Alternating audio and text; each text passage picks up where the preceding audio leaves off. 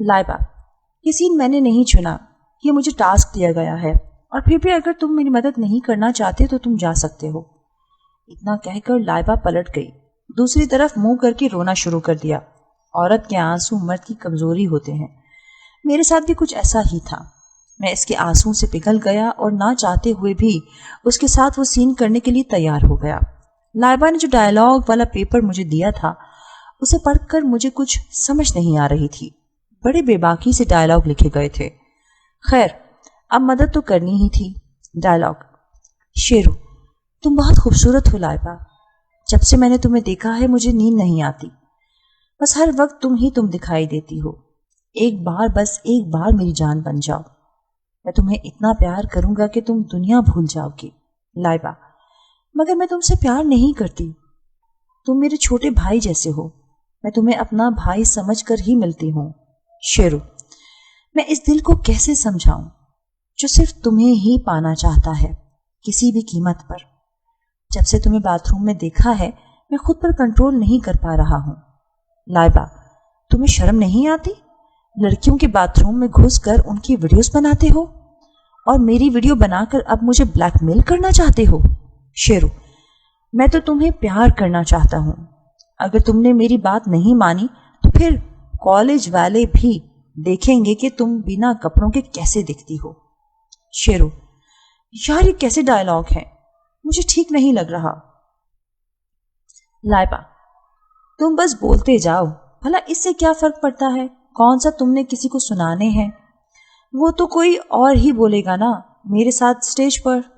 اور ہاں، اب تھوڑا ایکٹ بھی کرو، جیسے فلموں میں لڑکی کو پکڑ کے کھینچتے ہیں، اس کے کپڑے پھاڑنے کی کوشش کرتے ہیں، بس ویسے ہی کرو۔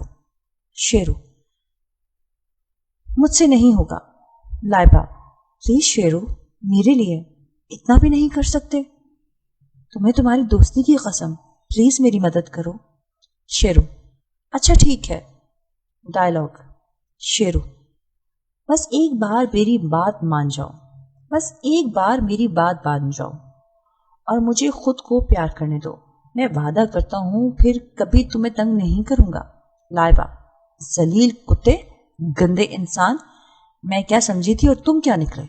شیرو: کیا کہا؟ کتا؟ ابھی بتاتا ہوں یہ کتا کیا کر سکتا ہے، ابھی بتاتا ہوں یہ کتا کیا کر سکتا ہے۔ اس کے ساتھ لائبہ نے مجھے ایکٹنگ کرنے کو کہا اور میں نے اس کی بات مانتے ہوئے اسے پکڑ لیا۔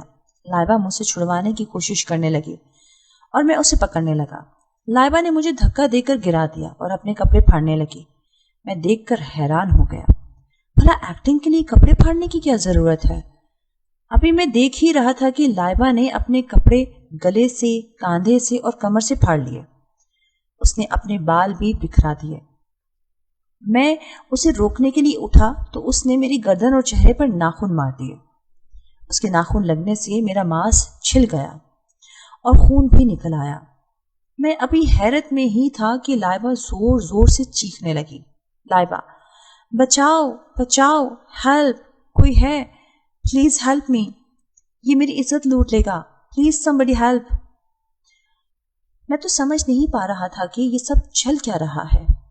تبھی باہر سے کوئی دروازہ پیٹنے لگا، دروازہ اندر سے بند تھا۔ میں ڈر گیا کہ اب کیا ہوگا۔ اس سے پہلے کہ میں اٹھ کر دروازہ کھولنے جاؤں، لائبہ نے پھر سے مجھے دھکا مار کر گرا دیا اور روتی چیختی بھاگتی ہوئی دروازے کے پاس پہنچ گئی۔ جیسے ہی لائبہ نے دروازہ کھولا، باہر سے کئی اسٹوڈنٹ اور 3-4 پروفیسر کے ساتھ کائنات میڈم اور ان کے ساتھ ایک اور میڈم آ گئی۔ اندر آتے ہی انہوں نے لائبہ کو سنبھالا اور اس کی حالت دیکھ کر وہ سمجھ گئی کہ میں نے اس کے ساتھ زبردستی کرنے کی کوشش کی ہے۔ اس سے پہلے کہ میں اپنی طرف سے کوئی صفائی پیش کروں، لڑکوں نے مجھے پیٹنا شروع کر دیا۔ میں تو ہوش میں ہی نہیں تھا۔ جو کچھ ابھی ہوا اس کی وجہ سے میرا دماغ کام نہیں کر رہا تھا اور اوپر سے اتنے سارے لڑکے مجھے مارنے لگے۔ ایک پروفیسر نے ان لڑکوں کو مجھے مارنے سے روکا اور مجھے اٹھا کر میری ٹی شرٹ کو گلے سے پکڑ کر کھینچتے ہوئے میڈم کے سامنے لے گئے۔ کائنات میڈم: تیری اتنی ہمت، تو نے کالج کے اندر ہی اتنی گھٹیا حرکت کر دی؟ لگتا ہے تجھے کسی نے عورت کی عزت کرنا نہیں سکھایا۔